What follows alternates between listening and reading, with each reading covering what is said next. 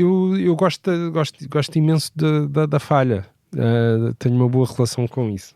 Desde que eu não sinta que ela vem de um sítio de preguiça ou de desprezo ou de desmazelo. Não, mas quando vem do inesperado. A falha faz parte da arte, não é? Há grandes obras de arte que nascem de falhas. De borrões. Borrões ou de erros. Não é? Ou de erros. Que depois são potencialidade, criam uma potencialidade. Sim. The Beautiful Mistake, não é? No cinema diz o erro belo. Ter na gentileza companhia, cabem todos nessa travessia. Fala leve que a delicadeza também se senta à nossa mesa. E ela vem daquele mundo estranho. Quanto mais as palavras bonitas, é nesse encontro que começa no entretanto das palavras ditas. E ela vem daquele mundo estranho, das conversas boas infinitas. E essa é a beleza das pequenas coisas. E essa é a beleza das pequenas coisas. Essa é a beleza das pequenas coisas. Essa é... Uma conversa com Bernardo Mendonça.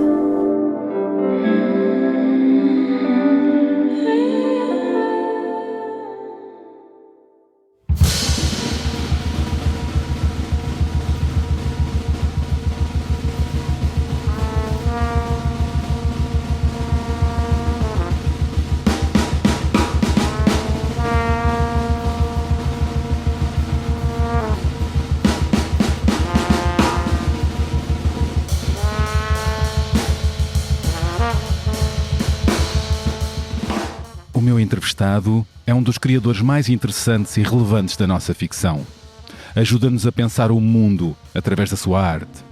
E há muito que leva ao palco e ao grande ecrã as histórias das pessoas e das comunidades mais frágeis, que não têm voz nem lugar, as invisíveis, as ignoradas, as maltratadas, as encostadas à parede, aquelas que são apontadas como o inimigo, as tais que ficam sempre fora do retrato e do centro. Falo do realizador e encenador Marco Martins, autor de filmes premiados como Alice, São Jorge ou o mais recente Great Yarmouth, Provisional Figures. Marco filma e encena a partir de pequenas histórias para lançar as grandes questões que ainda não têm as respostas suficientes. E as suas criações partem sempre de muita pesquisa e recolha documental antes de se tornarem ficção. Nesse processo, passou a ser hábito a inclusão de jornalistas na preparação dos projetos e a mistura no elenco de atores e não atores, dando corpo, lugar e escuta às comunidades que retrata, num diálogo entre arte e vida, vida e arte. Como aconteceu nas suas últimas peças, Pêndulo, num elenco feito com trabalhadoras imigrantes precárias, em Blooming, representado por crianças institucionalizadas, ou mesmo na sua anterior criação, A Colónia, onde integrou um casal de resistentes do antigo regime e filhos de outros resistentes que passaram o verão de 72 numa colónia de férias para filhos de presos políticos nas Caldas da Rainha. Marco continua a colocar as obras que assina no centro das feridas e das dores da sociedade, levando-nos a refletir com ele. Voltei agora a convidá-lo a propósito da sua nova peça, Um Inimigo do Povo, a partir da peça homónima de Ibsen, que nesta sua versão aponta algumas das grandes rachas sociais da nossa sociedade e que poderão ver em cena de 12 a 15 de março no grande auditório do CCB, em Lisboa. Curioso é dar conta que na origem desta criação, quando Marco Martins se preparava para trabalhar o conflito entre o indivíduo e o coletivo, aconteceu a 19 de dezembro de 2024 a tão polémica Operação Especial de Prevenção Criminal na Rua do Bem Formoso, em Lisboa, realizada pela Polícia de Segurança Pública, que encostou à parede cerca de 60 pessoas do Bangladesh com as mãos sobre a cabeça durante cerca de 2 horas. Bastou uma fotografia dessa rusga para incendiar as redes sociais. Um acontecimento que gerou uma onda de choque e de críticas e um debate sobre a legitimidade desta operação, com base em falsas percepções que pretendia associar certas comunidades de imigrantes à insegurança e criminalidade, apesar dos números oficiais, confirmados pelo diretor da PJ, desmentirem essa ideia. O que levou à rua, a 11 de janeiro de 2025, milhares de pessoas em protesto na manifestação Não nos encostem à parede, contra os crescentes atos de racismo, xenofobia e violência policial. Foi a partir da imagem daqueles corpos de imigrantes indefesos, privados de dignidade, que Marco Martins decidiu propor uma reflexão sobre a forma como os mídia e os partidos políticos de várias esferas manipulam a imagem destas pessoas, destas comunidades, sem jamais as ouvir. Nesta nova peça, Um Inimigo do Povo, Marco Martins quis iluminar essa falha e partiu das biografias das pessoas que foram encostadas à parede e da experiência dessa situação. O que pode a arte quando a sociedade parece com menos espaço para o diálogo e menos tempo para o pensamento? Quem é hoje o inimigo? Quem é que decide o que é perigoso e para quem e com que fundamentos e intenções? Qual o valor da verdade, dos factos e dos números face à política do ódio, das percepções, do populismo e dos vieses de confirmação? O que é que acontece a uma sociedade que é manipulada pela desinformação, pela mentira, pela propaganda, pelo algoritmo, pelo grande capital e pelo medo? Que país estamos a construir? E já agora, o que é que leva a uma parte expressiva da população a considerar que a ideia de liberdade, de humanismo e de direitos humanos serve apenas uma elite? Quando nos levantamos pela liberdade de todos, levantamos-nos contra uma fatia expressiva da população? O que pode a arte contribuir para esta discussão? Bom, estas perguntas e muitas mais vou lançar. É na sala de podcasts do Expresso onde estamos agora. Olá, Marco Martins, bem-vindo, bem regressado ao podcast A Beleza das Pequenas Coisas. É de facto um trabalho vasto destes últimos anos e que acho que a tua introdução cobriu assim em grande escala. Sim. Boa, vamos partir daqui. Vamos conversar? Sim, claro. Bora. O Expresso tem uma nova subscrição que lhe dá acesso completo ao The New York Times, com atualidade, jogos, culinária e muito mais. E ainda aos conteúdos exclusivos da SIC Notícias, incluindo o Direto Vertical, a nova e inovadora emissão que se adapta ao seu smartphone. Subscreva em expresso.pt/digital. Expresso. Liberdade para pensar. Continuas a colocar as feridas e as grandes dores sociais do país no centro das tuas criações. É o que voltas a fazer com esta nova peça, Um Inimigo do Povo, e eu pergunto se continuas a acreditar no poder da arte para abrir um diálogo, aprofundar discussões e levar-nos a olhar para nós e para os outros de outro ângulo. Estive a refletir sobre isto. O valor de estarmos a olhar para a realidade, para o passado, para o presente, de outro ângulo, que é da plateia. Sim, eu acho que a arte cada vez mais tem esse lugar, não é? Numa sociedade quase distópica em que vivemos hoje, em que o lugar dos factos está permanentemente a ser manipulada. Não falo sequer dessa grande palavra, a verdade, mas essa ideia de que há poucos lugares onde haja um diálogo aberto e uma reflexão sobre os factos. Eu acho que existe quase uma espécie de nostalgia desse tempo. Que giro. A nostalgia de um espaço de relação com o outro, um espaço de solidário, um espaço até de alguma fraternidade e de conhecimento. Comunidade. De comunidade. Há fome de comunidade. Há fome de comunidade, sim. Eu acho que a peça fala muito disso, O Inimigo do Povo, desta ideia de que fomos nos tornando cada vez mais individualistas, cada vez mais separados, em grupos cada vez mais restritos, que têm a ver, por um lado, com as novas políticas de identidade, de género, que têm, obviamente, o seu lugar, mas cada vez mais há uma falta de um espaço numa comunidade onde conseguimos todos olhar uns para os outros e encontrar elementos comuns. E uma ideia de sociedade, de grande capital, em que parece que só seremos bem-sucedidos se formos extremamente competitivos, individualistas, e para chegarmos mais longe precisamos deixar muitos para trás, não é? Sim, eu acho que vivemos numa sociedade do ego, do eu, em que a ideia de comunidade está totalmente afastada, esvaziada completamente. Mas também é uma ideia de cada vez mais individualista também e cada vez mais protetora. De bolhas, não é? Estamos cada vez mais em bolhas sociais. Sim. O algoritmo contribui para isso. Andamos todos em tribos, não é? Sim, em tribos, sim. E eu acho que o teatro em particular, mas a arte tem um imenso papel na definição desses universos de reflexão, de pensamento, de lugar de encontro com o outro. O próprio lugar do teatro é uma assembleia, é um lugar onde pessoas olham para outras pessoas, um lugar raro onde isso é possível. E é possível discutir estes temas, como o do Bem Formoso, neste caso, à luz do texto do Ibsen. Também permite um lugar, e isso tem sido desenvolvido no meu trabalho ao longo dos tempos, onde os processos de criação não são cronometrados, não são ditados por uma lógica capitalista de geração de conteúdos. Então...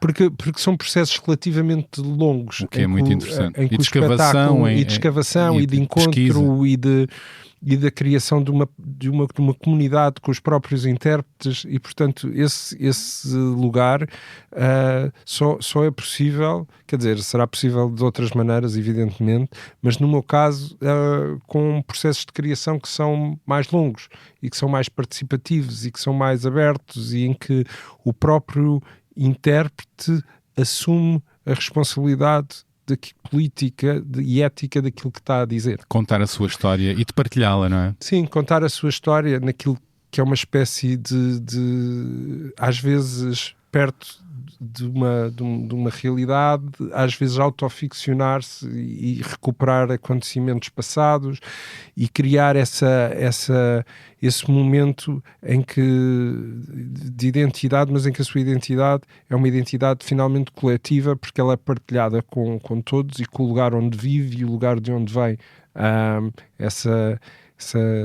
Eu acho que esse lugar rizomático, que este palavrão, não é? De Deleuze e do Guattari, que só põe esta ideia de raiz, que está muito ligada com a extrema-direita e com esta ideia de que nós somos só uma coisa, nós somos muitas coisas. A ideia binária de nós e os outros, do bem e o mal. E que o problema da imigração é o meu problema também, e é o teu e é o de todos nós, não é? Esta ideia de que os problemas não são fraccionados, a sociedade não é um problema, ou seja, nós quando dizemos que a economia está dependente da imigração, estamos também a assumir a responsabilidade dos problemas da imigração, não é? Claro, nós. As vantagens e os problemas, não é? As vantagens e as desvantagens. E as desvantagens. É uma questão muito complexa, não é? E há um pensamento primário trumpista, que é o que é que tu tens para me dar. Certo. É só o que é que tu tens para me dar, certo. Não o que é que eu tenho de fazer também, as condições que tenho que dar, etc, não é? Sim. Isso aplica-se muito aos imigrantes, não é? Sim, a questão da imigração é uma questão, acho, quanto a mim, de uma grande complexidade, mas que na sua base reside esta ideia de nós sermos responsáveis pelas pessoas que habitam o lugar onde vivemos. E o que se assiste, não só politicamente, mas socialmente, é exatamente o contrário. Estas pessoas são pessoas, principalmente os imigrantes, há pouco dizias do Bangladesh, mas também sim, claro, são do Nepal, do Paquistão, da Índia, que estão presentes no espetáculo, vivem hoje em dia com medo. Ou seja, esta ideia de aquela imagem do bem formoso promoveu uma ideia criminalizada da imigração, baseada em falsas percepções, não é? Em falsas percepções e, sobretudo, numa coisa que para mim é muito difícil de lidar, que é com uma ideia de uma homogeneidade de uma comunidade, esta ideia de que aquelas pessoas, aqueles imigrantes, são todos a mesma pessoa. Pois. Não, por isso aquela ideia de eles estarem de costas também promovia essa ideia. São pessoas sem rosto, são todas a mesma pessoa, aquelas pessoas, não é? Bom, já que nos levas aí, fez-nos lembrar tantos momentos obscuros da história. Não sim, é? Sim. O Holocausto, ou tantos e tantos outros, e portanto por isso é que essa imagem que andou nas redes sociais incendiou. O que é que se está a fazer? Há uma comunidade inteira naquela rua, não é? E surgiu logo aí para ti uma ideia de peça? Foi, eu tinha vontade de ensinar o texto do Ibsen e trabalhar com as comunidades, não sei se imigrantes, não sei se no início era exatamente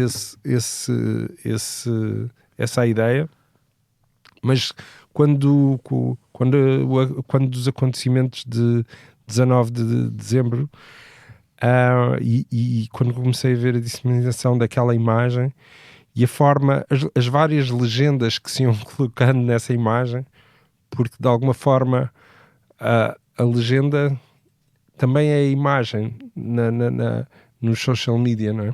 Não há, é muito raro tu teres uma imagem sem legenda. É verdade. E que legenda tu pões naquela imagem?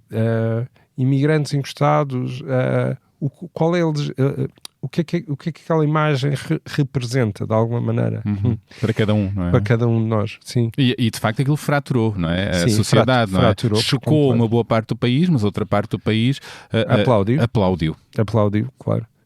E revelou um país rachado nesse ponto, não é? Sim. Essa ideia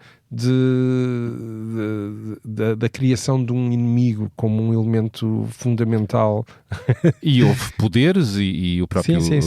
Pronto, figuras do poder e da autarquia que acharam que essas ações eram legítimas, apesar dos factos e dos estudos e do diretor da PJ na altura, Luís Neves dizer o contrário. Aliás, ele na altura disse: estamos a assistir a um momento de desinformação, fake news e ameaças híbridas, e é isso tudo que leva a fundamentar as percepções de insegurança.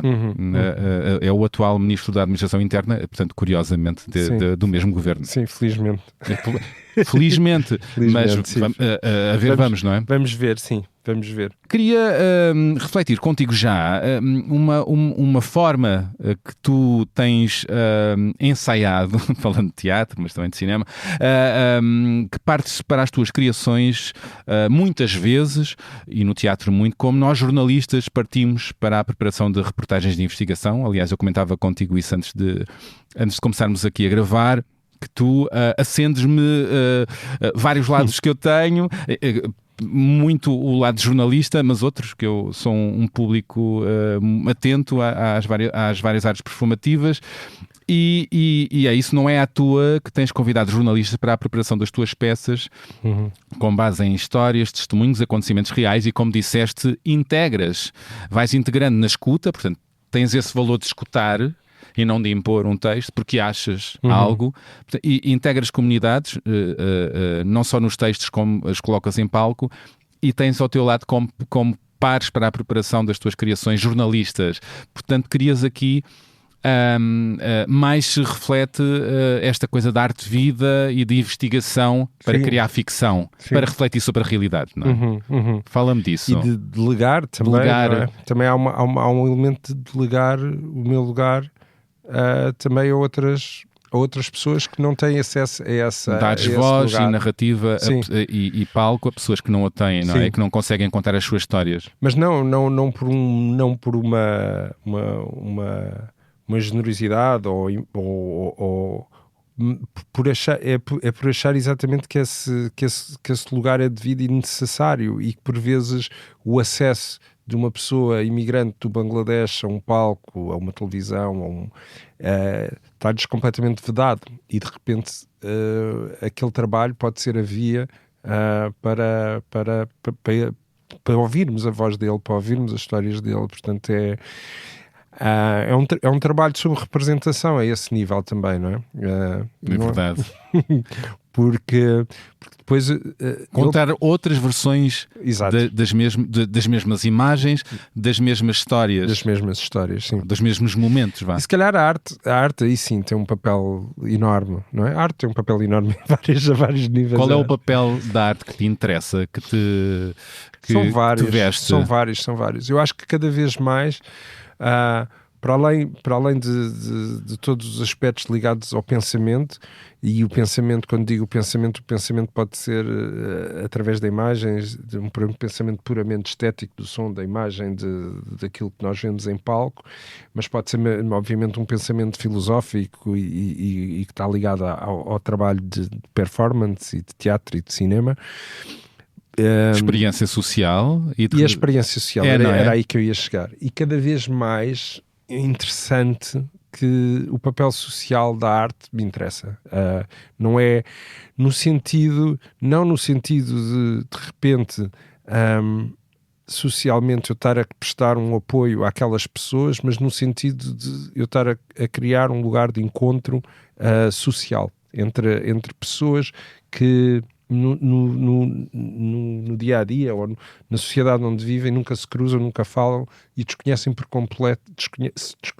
completo, mas também obviamente juntar audiências para refletir sobre determinados temas. E nesse caso é a arte a criar mudança, a criar pensamento, ou pelo menos Sim. a agitar, não é? Sim. A contribuir para uma discussão. Eu sobre esse tema da arte criar mudança, eu acho que... Discussão. Não, mas eu acho que pode criar. Eu acho é que só que temos que alargar cada vez mais os públicos, ou seja, se eu tiver 1500 pessoas numa sala de teatro, eu estou a mudar 1500 pessoas, ou pelo menos a interpelar 1500 pessoas. E essas 1500 falarão com outras. E também comentámos há pouco, e queria trazer para aqui, o facto de estas peças e estas criações que tens feito, trazendo comunidades invisibilizadas, que andam muito fora do centro, nas margens, atrai muita gente. Há também fome destes espetáculos que refletem a realidade que estamos a viver. Sim. E isso é muito interessante, ou seja, os teus espetáculos vários, a Colónia para trás e outros, esgotam não só em Lisboa, e isso é muito interessante, ou seja, o público tem vontade destes espetáculos que não são só entretenimento, são reflexão, incomodam, colocam-nos, dão-nos trabalho para pensar, ou enfim. Claro, e também criam esse lado social que tu falavas, esse lado de comunidade, ou seja, são momentos de comunhão, pois. Comunhão também, não é? E eu acho que as pessoas estão com muita esta crise de relação que eu falava, do que está perto, do que está longe, do que é íntimo, do que não é íntimo. Quem é o inimigo do povo? Quem é o inimigo, quem não é. Ou seja, eu acho que estamos num momento em que todas as relações humanas estão a ser reequacionadas, não é? À luz das redes sociais e à luz sobretudo da ascensão destes neocapitalismos baseados numa visão, lá está, da verdade, vou usar a palavra, eu não gosto muito de usar, mas numa destruição esta ideia da pós-verdade, estes trampismos, o Putin, todas essas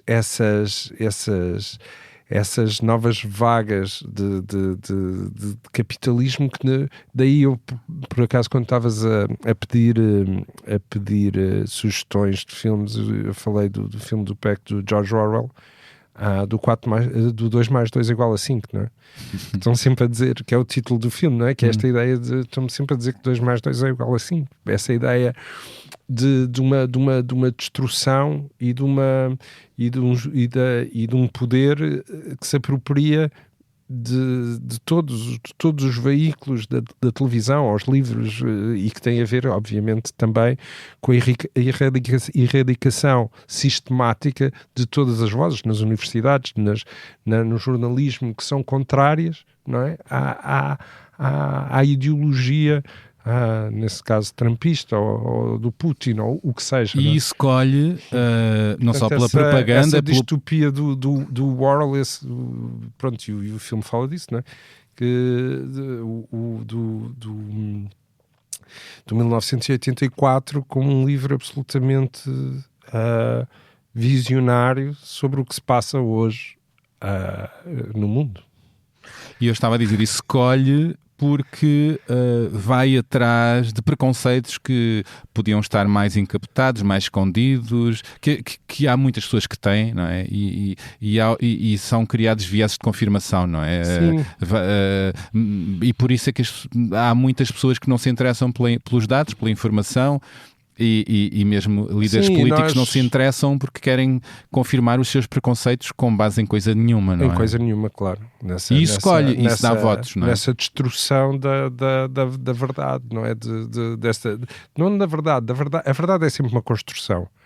E eu acho que o artista também constrói um género de verdade, de preferência até ficcionando-a o mais possível, não é? Essa coisa dando-lhe eco, não é? Dando-lhe eco, aquela coisa... Usando as ferramentas como da o Picasso ficção. dizia, The Lie That Tells the Biggest Truth, ou, por exemplo, o livro do Gonçalo sobre... Queres traduzir a frase? Uma mentira que conta uma verdade maior, não é? E é o que tu queres fazer com a tua arte. Eu acho que nós artistas estamos sempre a mentir, não é? Também existe esse lado... Falar a verdade a mentir. Falar a verdade a mentir. Há sempre uma construção. Só que é uma construção feita...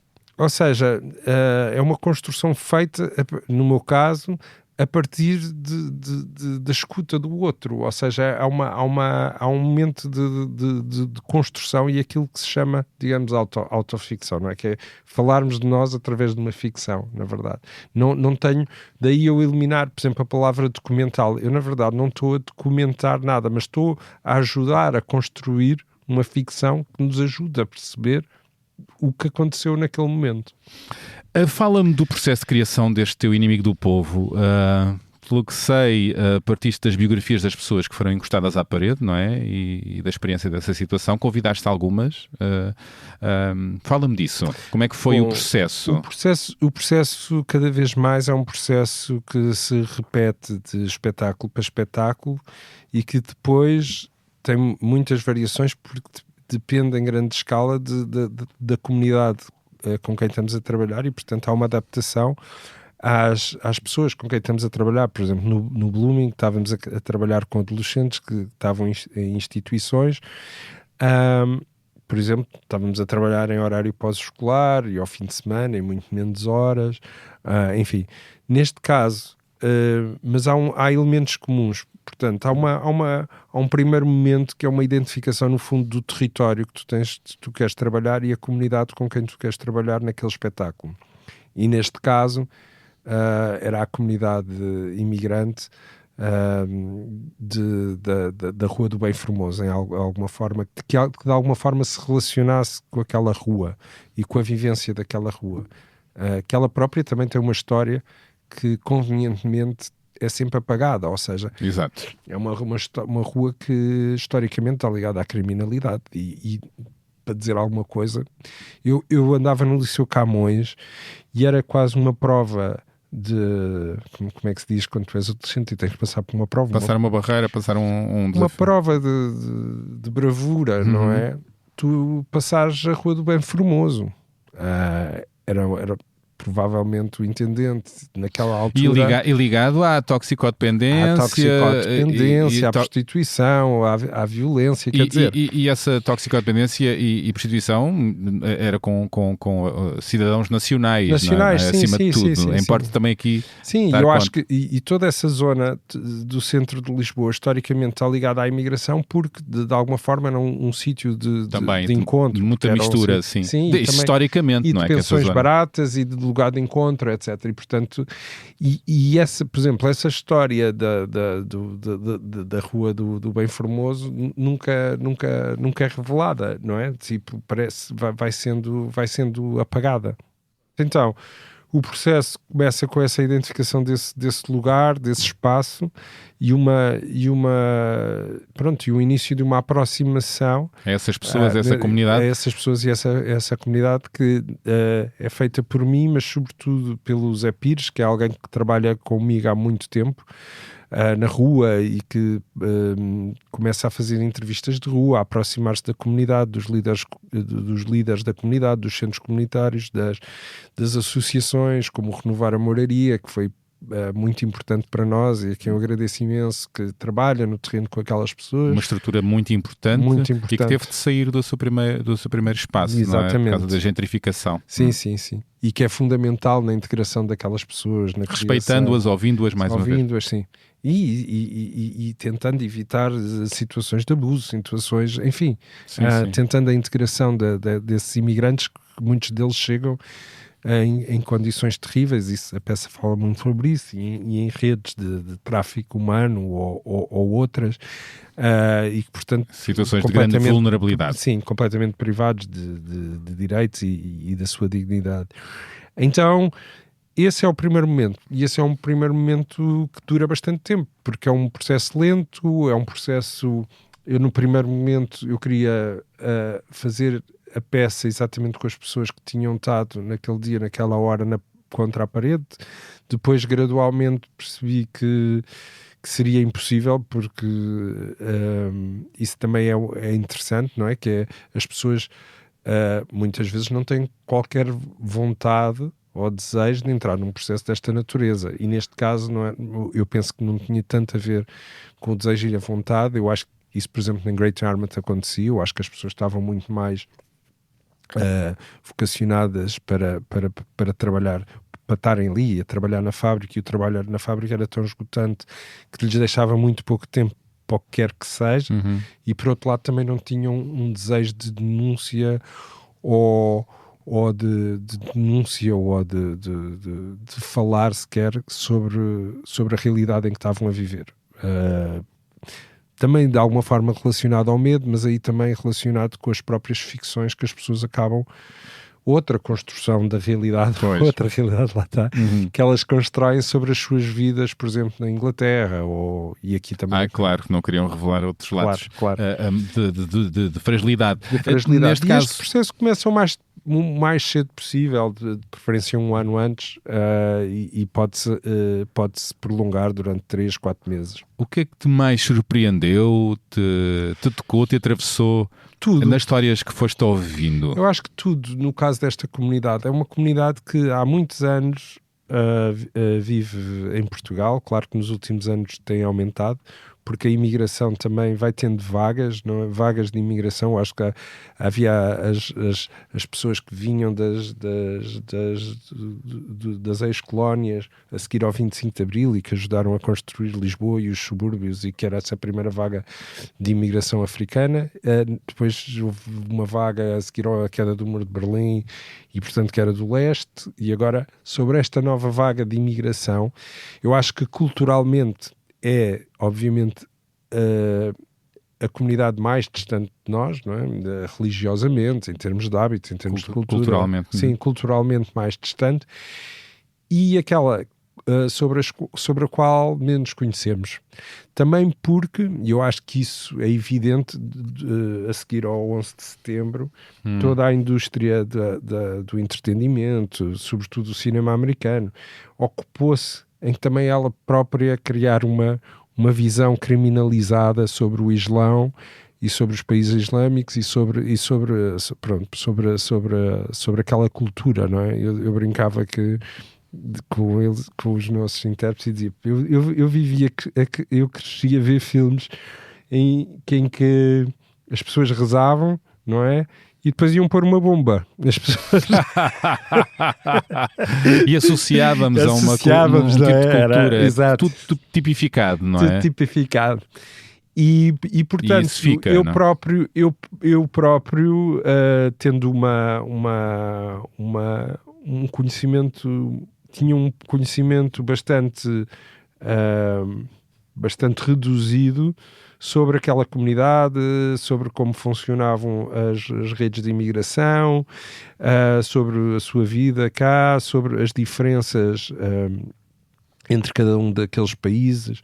Por exemplo, uma das palavras que eu tento não usar, por exemplo, é o window standing, porque entre um nepalês e uma pessoa do Bangladesh a diferença é gigante, e não é? E nós estamos, para já não são muçulmanos as pessoas do Nepal, depois são um povo muito mais ligado a há uma cultura rural.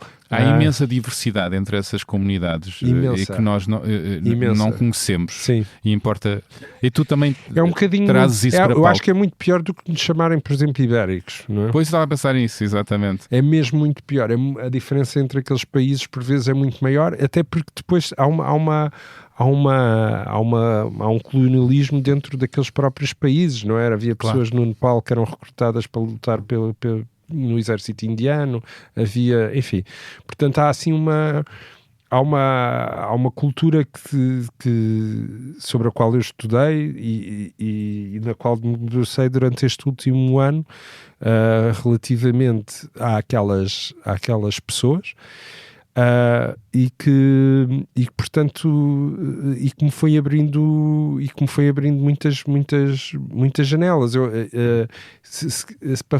Para mim não há assim um elemento, se quiseres, que mais me surpreende. É tudo, não é? Desde a religião aos hábitos, a tudo. Coisas que aprendeste ou que te iluminaram uma forma de olhar, porque eu estava a falar de quem assiste, mas o El Grande Criador, tu, o que é que zonas do pensamento ou de reflexão sobre estes temas foram iluminadas através também da aproximação? A primeira tem a ver com quer o Nepal, quer o Bangladesh terem vivido em estados totalitários e ainda viverem com bastante repressivos, uns mais maoístas, os outros mais, digamos, revolucionários, mas que a maior parte das pessoas com que eu contactei e que estão na peça têm histórias de resistência política e que pode ser desde pôr um panfleto a coisas maiores, como criar uma associação de planeamento familiar e ajuda às mulheres à gravidez de mulheres adolescentes ou fora do ou que não estão casadas, ou não fora do casamento, mas que não estão casadas. Por exemplo, esse aspecto para mim foi onde eu mais aprendi. E para um país como nós, lá está, voltamos aqui à empatia e à solidariedade, para um país como nós, que teve uma ditadura durante 50 anos e para quem é fácil perceber que tu precisas fazer muito pouco para ser perseguido politicamente, porque muitas vezes as e para pessoas voltar para esse lugar, não é? Ele diz que é refugiado político, mas ele não é nada, não é? Isso é o mais comum, desde ouvirmos nas ruas, etc. E mesmo em alguns círculos que deviam ser culturalmente mais informados. Há uma desconfiança do outro. Há uma desconfiança, não é? E nós sabemos que durante o 25 de Abril, e agora vamos no pré-25 de Abril, durante o Estado Novo, era preciso fazeres muito pouco para começares a ser, pelo menos, seguido ou mesmo até preso, não é? Bastava às vezes pôr um papel num sítio errado, estar num sítio errado à hora errada, seres amigo de esconderes alguém durante uma noite, o que seja, não é? E, portanto, esse desconhecimento sobre esses regimes opressivos no Nepal e do Bangladesh e o facto das repressões de estudantis arrasadas, enfim, para mim foi um momento de aprendizagem, digamos assim. Bom, esse o maior. Depois estes universos mais rurais do Nepal, que têm a ver com os Sherpas e a cultura Sherpa e as minas de sal nos Himalaias e o trabalho e as comunidades muito próximas nepalesas, que são muito mais, que fazem nas pequenas aldeias sessões de yoga comunitário todos os dias, etc. E são ensinamentos? Ensinamentos, sim. São outras formas de viver, são outras formas de alguma forma, de criar comunidade, que pronto, que foram aprendizagens e que nos podem inspirar sim, claro. de alguma maneira. Grandes questões que tu lanças em palco, eu não vi o espetáculo ainda, mas é quem é hoje o inimigo do povo e já agora quem é hoje o inimigo da democracia, quem é que decide o que é perigoso, e esta parte acho importante, e para quem e com que fundamentos e intenções, não é? São questões que ecoam e eu queria que desse os teus 5 questões. Eu acho que a nossa democracia está muito ameaçada, não é? Vivemos num tempo de facto difícil. E a peça do Ibsen, eu acho que reflete exatamente sobre isso, sobre a própria democracia e a forma como uma maioria, de alguma forma, pode estar apoiada numa mentira, não é? Numa grande mentira. Uau. Pois. É isso. Pois. E porque quando o Dr. Borkman diz que as águas estão envenenadas e as pessoas não acreditam, não sabemos se não acreditam ou se estão a recusar aquela informação ou se estão a ocultar essa informação, não é? E, portanto, essa ideia, essa relação que existe com a peça é exatamente isso, é saber até que ponto uma economia que depende absolutamente da imigração, e assim o é, quer dizer, é impossível pensar hoje Portugal sem imigração, sem o trabalho dos imigrantes. A segurança social está de boa saúde nos próximos anos, por isso. Exato. Também, não é? Também. Pelo desconto dos imigrantes. A agricultura, tudo, os serviços, vários serviços que dependem desses imigrantes. Então, nós sabemos que a nossa sociedade, a nossa economia depende da imigração. E nós sabemos que essa imigração, a forma como as pessoas são tratadas, a forma como elas chegam aqui, a forma, sobretudo como nós, nós que vivemos aqui, que este território é, digamos, o nosso território natural, nos relacionamos com essa pessoa, sabemos que está envenenado, digamos assim. Então essas águas estão envenenadas. Essas águas estão envenenadas. Não no sentido de que aquelas pessoas representam o inimigo, bem pelo contrário, mas no sentido em que todo o sistema onde elas circulam, todo o sistema de direitos sociais dessas pessoas está completamente corrompido. E esse eu acho que é... a peça não reflete sobre isso, mas eu acho que aponta para aí. Temos que ter uma democracia que seja com sistemas muito mais ativos, muito mais alerta, muito mais incómoda do que é hoje em dia, digamos assim. E a arte tem um papel aí também, não é? Eu queria pegar numa ideia que abordei na conversa que tive com a Isabel do Carmo, incómoda. Se isto fosse cómodo, não era para nós, não é? Certo. O que é que explica o facto de haver ainda hoje uma parte expressiva da população para quem a liberdade é um conceito apenas teórico, abstrato, sem ligação ao cotidiano e garantido, sem grande valor, e 52 anos depois do 25 de Abril, achar-se que a liberdade serve também ela uma elite? Ou seja, a pergunta é: quando nos levantamos pela liberdade de todos, levantamos-nos contra uma fatia expressiva ou contra uma maioria? Eu não sei, a liberdade é um direito, não é? Nós nascemos livres, morremos livres. É sempre mais ou menos. Depende de quem, não é? Pois. É isso. Ou seja, quando e toda a vida, toda a nossa vida, nós lutamos por esse valor que é a liberdade, não é? E que parece não estar garantido, não é? Há uma série de valores. Eu acho que nunca está. Eu acho que a liberdade nunca está. Mas é essa a questão. Parece um valor que... Eu acho que nós devemos estar sempre atentos, mas não só em termos do sistema político que nos rege, como na nossa vida pessoal, como nas nossas escolhas mais íntimas. Eu acho que isso, a liberdade nós devemos, ou seja, é um valor essencial, não é? À nossa existência. Eu acho que há poucos mais com um valor mais alto do que a própria liberdade. Mas não concordas que não há essa percepção de muita gente, não é? Sobre esse valor da liberdade e, ao mesmo tempo, achar-se que a democracia, a liberdade e uma série de valores que achamos fundamentais são dados adquiridos. Não, e já se começa, há discursos que dizem isso só serve uma elite.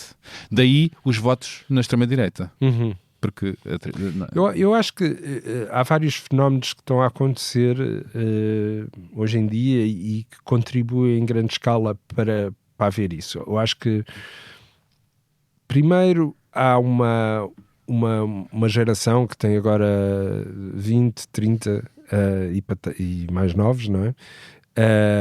Que não assistiu, nunca viveu noutro sistema e que também nunca assistiu às chamadas abriladas, não é? Aos ecos de Abril. Uhum. E portanto não tem essa percepção nem esse conhecimento. Eu acho que 25 de Abril é muito maltratado nas escolas. Eu acho que devia ser algo bastante importante, mas isso é outra questão. E eventualmente os próprios professores não têm memória disso, claro, porque têm a nossa idade. Claro. Basicamente. Por isso na colónia, por exemplo, a uma determinada altura quis ter aqueles jovens em baixo, porque esta ideia, eu confio em ti para contar a minha história, nós temos que confiar nas pessoas mais novas, não é? As pessoas que vão perpetuar o valor da memória, para não voltarmos sim, a ela de alguma maneira. E acho que a narrativa tem exatamente esse valor, não é? As grandes narrativas, as grandes histórias, a Ilíada, a Odisseia, a Bíblia, não é? Tem esse valor de criar grandes narrativas que perpetuam um certo tipo de valores e ideias, não é? Mas é uma geração que assiste a uma certa regressão nos seus direitos, não é? Porque o acesso torna-se mais difícil, não é? É como os pais dos meus pais, os meus avós viviam, e eu acho que isso é bastante comum, não é? Em Portugal, viviam da agricultura, viviam na província, em condições não particularmente difíceis da parte da minha mãe, sim, da parte do meu pai, nem por isso. Os meus pais conseguiram estudar na universidade, tornaram-se independentes. Eu já vivi em democracia, nasci em democracia. Na cidade? Na cidade, sim, na em capital. Lisboa, sim, já em Lisboa. E esta nova geração, de facto, é a primeira geração do pós-25 de Abril que vive pior do que os pais e que tem mais dificuldades, que vive em casa dos pais até mais tarde, tem dificuldades no emprego, tem dificuldades de casa, tem dificuldades... Bom, há uma... Precária, não é? Portanto, há este descontentamento que nós não podemos ignorar destas novas gerações, não é? E que o que eles discurso veem, da extrema-direita vai aí, não é? Exato, e o que eles veem é o que me trouxe aqui são 50 anos de democracia, não é? Porque eles não têm para trás. Mas depois, se soubesses como era antes... Claro, isso. Não, eu não estou... Eu estou só a tentar analisar de onde é que vem este pensamento. Este pensamento eu acho que vem daí. E depois tu tens uma falência de alguma forma da escola pública, do Serviço Nacional de Saúde e cada vez que tem falhado. Claro, e de facto cada vez mais tens uma elitização da escola, que é o grande elevador social. Se desaparece a escola pública, não é? Se desaparece o Serviço Nacional de Saúde... Há um certo esvaziamento. Claro que nestes 50 anos muito menos pessoas analfabetas, o elevador social começou a acontecer de facto depois do 25 de Abril. Claro. Portanto, isso tudo foi acontecendo, as mulheres mais emancipadas, portanto este movimento só que agora tem esvaziado um pouco. Exato, e portanto quer queiras, quer não, uma peça como a Colónia, há uma série de crianças, de escolas e de novas gerações, etc., que pela primeira vez se confrontam com aquela realidade. esta ideia Eu não sabia eu não que tinha- sabia. que tinha sido assim. Eu não sabia que tinha sido assim. E, portanto, eu acho que há o lugar da arte também está nesse lugar de alguma forma recuperar essa memória, mas também problematizar e às vezes criar universos distópicos, um bocado como o Orwell ou o livro do Gonçalo M. Tavares, sobre o que é esta coisa dos regimes totalitários, não é? O que é esta ideia o que é esta coisa de tu viveres permanentemente num sistema que te diz aquilo que tens que fazer, aquilo que tens que pensar e da forma como tens que atuar. E o que sofres quando és dissidente, quando fazes Claro, parte... e sofres quando és dissidente, claro. E isso é uma coisa que eu acho que temos que estar muito atentos já em Portugal, neste momento. não é? É. Porque a história não se repete, mas ensina. Eu quero ler agora um pouco da história que contas, ou de uma das personagens principais que contas na colónia, que vai dar um filme, não é? Sim. E a colónia anda por aí, não é? Pelo país. Certo, É essa esteve agora em peça, mais uma vez, que partiu de uma investigação da Joana Pereira Bastos, a minha colega, e levaste várias pessoas resistentes políticos e filhos de resistentes políticos. E que tem uma coisa também interessante que eu acho que tem também agora o Inimigo do Povo, que é o recuperar de ideias que são absolutamente centrais na história da democracia do século XX e do humanismo e das ideias mais humanistas, e recontextualizá-las no presente. Acho que a colónia faz isso de várias formas, porque tem sei lá, o B Fachada, a adaptar o hino de Caxias e a torná-lo como algo novo e como se fosse uma nova mensagem, uma mensagem do próprio presente, mas o Inimigo do Povo faz isso com o texto do Ibsen. Era uma vez uma menina que durante 6 anos viveu fechada entre 4 paredes, sem saber que existiam no mundo outras crianças como ela. Os pais eram do PCP, viviam na clandestinidade política e mudavam de casa muitas vezes, mas sempre à noite. De cada vez que abandonavam uma morada, os brinquedos ficavam para trás. A mãe fez o parto em casa sozinha, sem dor.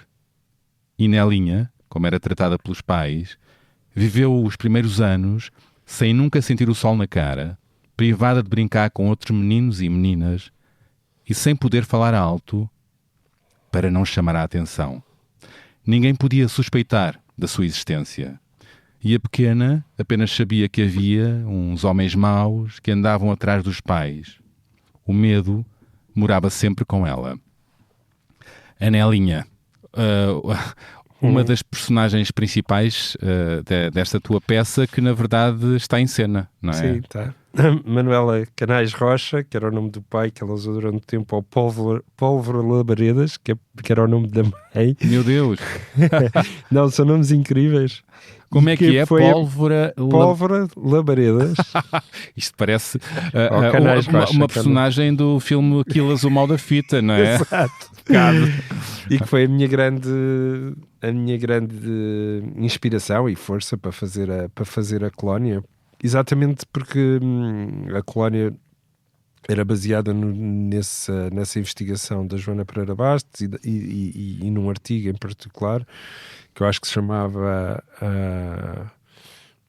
como é que era? Férias em ditadura ou assim uma coisa, e que eu li no Expresso e depois falei com a Joana, nós não nos conhecíamos e comecei a fazer longas entrevistas com vários filhos de presos políticos, não só os que tinham estado na colónia, mas outros também.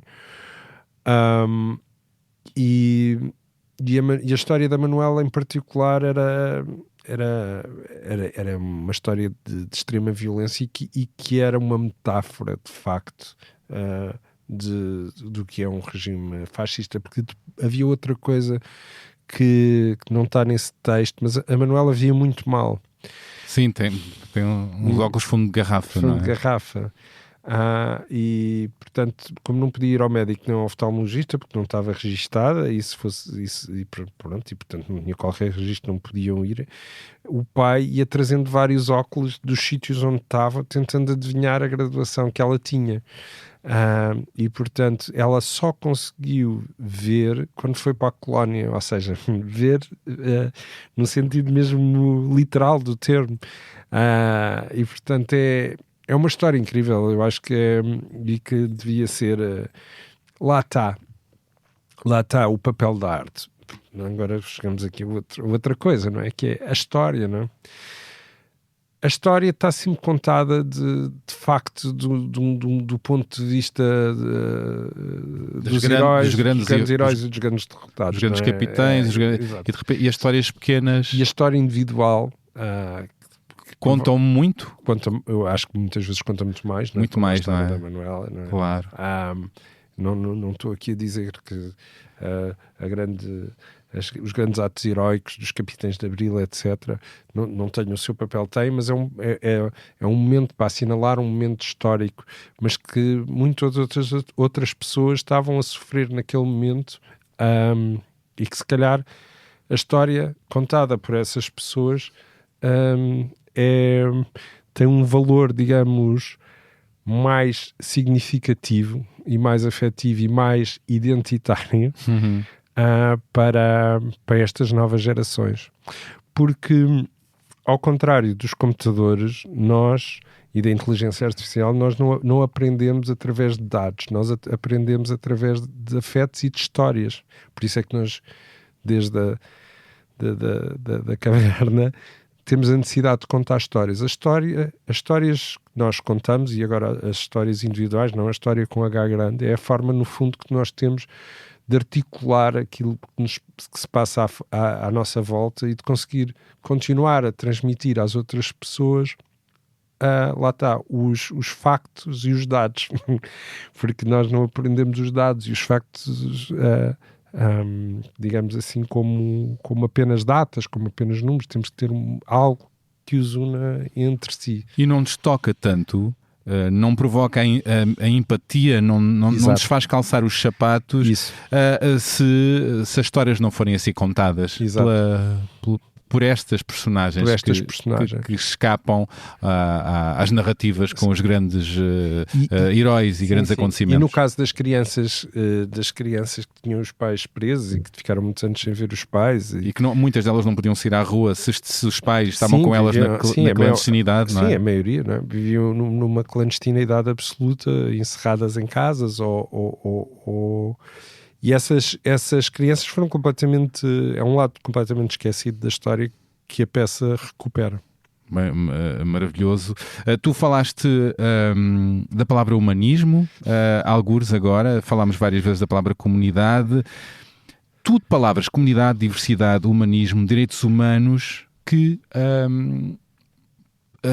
em vários lugares são palavras ou esvaziadas ou tidas como algo mau ou woke. Estamos nestes tempos, não é? Em que chegamos a este ponto em que tudo isto não é desejável na voz de muita gente. Sim, ou que existe uma percepção... Como é que chegamos aqui? Ou que existe uma percepção completamente distorcida dessas palavras, não é? Um olhar cínico perante elas.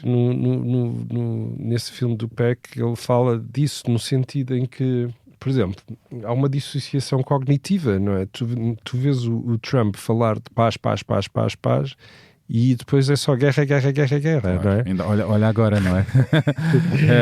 É verdade, ele e Israel, portanto, os Estados Unidos e Israel a atacarem o Irão. Exato. Portanto, essa percepção distorcida da realidade está presente constantemente na nossa vida hoje em dia, não é? Estamos num momento de reequacionar e pensar profundamente sobre as relações humanas, esta crise da relação. Não? Estamos numa crise de relações. Sim. Pois. Sim. Pois. Que leva, no limite, às guerras. No limite às guerras, sim. Também essa ideia dos rituais que desapareceram, não é? E o cinema também, como o cinema e o teatro como rituais, os rituais de família, os rituais de amizade, os rituais, esta dissociação entre o que é íntimo e o que não é íntimo, entre o que é próximo e o que é distante, este lado, de facto, nós temos de facto um momento com questões muito, muito profundas, para as quais eu não tenho resposta, mas tenho consciência que é urgente também refletir sobre elas, não? Estamos com menos tempo para pensar. Muito menos. E para sair das bolhas. E falavas do cinema. E o cinema... irmos ao cinema, as pessoas irem ao cinema é uma atividade cada vez menos não é? Que existe na sociedade com o streaming, não é? Sim. Mais confortável ver-se em casa, mais barato. E pronto, e o cinema também que chama é o cinema o sistema da pipoca, os grandes blockbusters. Exatamente. As biografias é engraçado. Neste momento a indústria americana, não é? Ou faz biografias ou faz cinemas de super-heróis, não é? Exatamente, com alguém a perseguir outro em cima de um avião. Enquanto o avião está veloz. Olá, Tom Cruise. E levas-me à ideia dos Oscars. Vêm aí. Não há como ignorar esta questão. 15 de março. Eu sei que não te entusiasma muito esta passadeira vermelha. Quer dizer, tenho um interesse como qualquer pessoa, acho que tenho um interesse um bocadinho menor em relação aos Oscars e aos prémios da Academia Americana. Porque percebes um bocadinho o sistema, o que está por trás. Mas acho interessante neste momento, enquanto a arte cinematográfica americana, também ser um lugar de resistência, não é? E neste momento, os realizadores e os atores, ao sentirem-se ameaçados, há uma grande resistência em relação ao progredir da direita trumpista nos Estados Unidos, e portanto isso é bastante importante. Sente-se isso em realizadores, em atores que se posicionam... Sim, agora nos Globos de Ouro foi bastante evidente, não é isso? Eu acho que os artistas nos Estados Unidos estão a ter um papel social fundamental, e isso deixa-me contente, até às vezes mais que a própria academia, ou seja, um papel de independência, de resistência, de questionamento. Foi no fundo a primeira comunidade de artistas a fazer uma greve contra a inteligência artificial e o uso da inteligência artificial na criação de guiões de cinema. Portanto, acho que há um lado... E na realização, não é? Na realização, não sei. Já aparecem umas coisas nas redes sociais. Aconteceu agora uma polémica que era o Brad Pitt com o Tom Cruise, acho que mais uma vez, que estavam a lutarem num arranha-céus ou assim, e foi uma imagem, sim. Não é? E foi tudo criado com a inteligência artificial, não é? Sim. E fez questionar a indústria americana e revoltar-se o que é que se está aqui a passar. Sim, não é? essa apropriação de entidades individuais e da criação. Portanto, eu acho que a inteligência artificial é assim nós quando falamos de pensamentos únicos e de totalitários, e eu acho que a inteligência artificial está no primeiro lugar e devemos estar todos muito alertas em relação a isso. Cria-te alergia, a palavra inteligência artificial, há um lado mais fascinante, mais preocupante. Há muita gente que está a investir muito no seu uso para a criação e para o trabalho. Dá-te alergia a esse mundo? Enquanto criativo, pergunto. Enquanto criador, sim. E acho que é sempre um lugar de extrema preguiça, mas que depois tem esse perigo de nós afastarmos cada vez mais de tudo o que é o pensamento, tudo o que é a investigação, e delegarmos numa entidade abstrata todo esse trabalho. E o que é humano. E o que é humano, claro. E subjetivo. E além disso, acho que... Já não sei quem dizia, não é? Aquela frase maravilhosa que nós achávamos que as máquinas vinham para fazer o trabalho e nós iríamos ter todo o tempo para pensar e criar, e afinal as máquinas vieram para pensar e criar, e nós continuamos a lavar os pratos, não é? E eu acho que acho que isso é o que se está a passar. Acho que muitas das doenças sociais estão claramente associadas às máquinas e à tecnologia. Porque para a tecnologia não lhe interessa nada o coletivo, interessa explorar sempre o indivíduo, não é? O indivíduo isolado. Ainda para resolver os Oscars, tu tiveste já 2 filmes candidatos à nomeação dos Oscars, Alice e São Jorge, ainda continua a ser um palco bom. Sim, os Oscars, ou seja, nos 2 exemplos, destes 2 exemplos de pré-nomeação, não é? Não ficou nos 5 finais, agora acho que já não são 5, são 7 ou 8, não é? Tu sabes acho que sim. Mas pronto, na altura eram 5. E no fundo, pronto, esse caminho depois para chegar até aos 5 finais implica um grande trabalho de mídia e encontrar uma boa distribuidora americana, que o filme seja visto pelos membros da Academia Americana. Muita política de bastidores, muita não é? Política e muito marketing, muito dinheiro. Económico também. E portanto, nós, como um país mais pobre, nunca conseguimos dar esse salto para ter um filme com alguma expressão dentro do mercado americano e que pudesse conduzir a esse... Não é só a qualidade que conta. Não, isso não. Meus amigos, minhas amigas. Ninguém se engane. Ninguém se engane. Não, ninguém se engane. Não é verdade. Mas pronto, mas acho que cada vez mais está aberto também ao cinema não americano, o cinema brasileiro. Sim. É um bom exemplo agora com o filme do Oscar, Kleber. Ainda estou aqui, do Walter Salles, e agora com o filme do Kleber, O Agente Secreto. Sim, que eu acho que é dos melhores filmes do ano. Acho que é um filme maravilhoso. Colocas as tuas fichas para melhor filme O Agente Secreto. Sim, gostava. Não sei se vai acontecer, mas acho que é de facto o melhor filme Já agora viste mais algum dos filmes que estão nomeados? Diz-me lá os nomeados. Então, Bugónia, F1, Frankenstein, Hamnet, Marty Supreme, Batalha Atrás de Batalha. Vi o Marty Supreme, o Batalha Agente Atrás Secreto, de Batalha, o Agente Secreto. Valor Sentimental. Ainda não vi. Eu quero muito ver, estão-me a dizer muito bem. Um Sinners e Train Dreamers. Não, só vi esses. Vi o Batalha Atrás de Batalha, o Martin Supreme e o Agente Secreto. E portanto, votarias no Agente Secreto? Não achando que, não sendo um absoluto fã do filme, o Batalha Atrás de Batalha é um filme absolutamente de combate, não é? Aliás, até é difícil perceber como é que um filme daqueles consegue ser produzido hoje nos Estados Unidos, com dinheiro da indústria, etc. Portanto, isso é porque é um filme que tem as fórmulas de um filme blockbuster, mas sobre ativistas de esquerda. Com ativistas de esquerda, portanto é muito giro.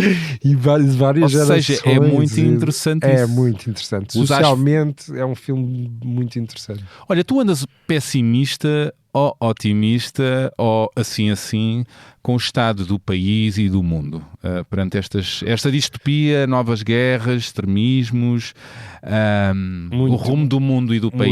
Muito pessimista. Muito? Muito. Eu acho que há muito pessimista, mas dá-me força para lutar contra isso, não é? Acho que temos de estar muito alerta neste momento com uma série de mudanças. Acho que estamos à beira, não é, de uma terceira guerra mundial, a Europa com guerra. Acho que temos um governo neste momento que está refém, não é, de vários elementos que são absolutamente exteriores, se calhar sempre tiveram, mas agora ainda mais, e que não me deixa grande otimismo. Por outro lado, eu tenho filhos. Quantos? 3. 3 filhos. Idades? Idades têm 8, 9 e o mais velho 19. Uhum. E o meu filho mais velho e os meus filhos, e essa convivência e essa forma de olhar para eles e ver como eles olham para o mundo, aí deixa-me esperança, porque acho que em muitas coisas são muito mais atentos, estão muito mais informados, têm um posicionamento político, mesmo os mais pequeos, bastante mais afirmativo do que eu tinha na idade deles. E em relação, por exemplo, ao meu filho mais velho, essa consciência de problemas ambientais, essa ideia de vontade de criar comunidades, de estar próximo do outro, de olhar para a arte também como um instrumento de reflexão. Ele associa-se ele estudar. Ele associa-se àquelas à voz da luta climática. Sim, e são pessoas, por exemplo, no caso do Leonardo, ele chama-se Leonardo, que é incapaz de comprar roupa nova, de andar de Uber, de pedir estafetas, enfim, se pode ir de autocarro, vai de autocarro, não vai de avião, sei lá.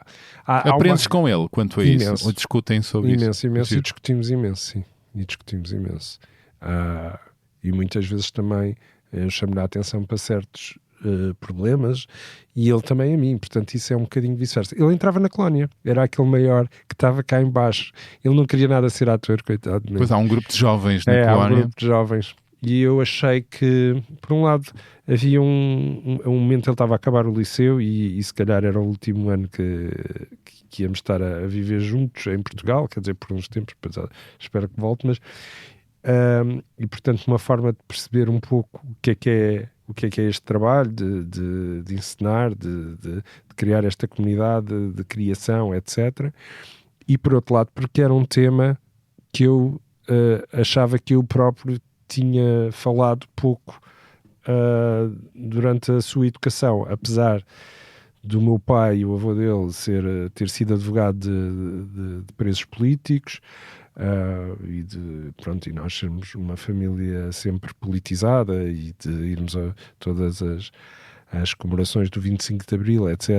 E aqui e ali ir à festa do Avante, mas achei que a possibilidade de ele estar ali a conviver com o Domingos Abrantes e a Conceição Matos e a ouvir as histórias daquelas crianças era única e ele acedeu também com muita pressão, mas acedeu a fazer e portanto entrou na peça. Que bom. E que feedback, como é que aquilo lhe bateu, reflexões que lhe trouxe perante o agora ou perante o amanhã?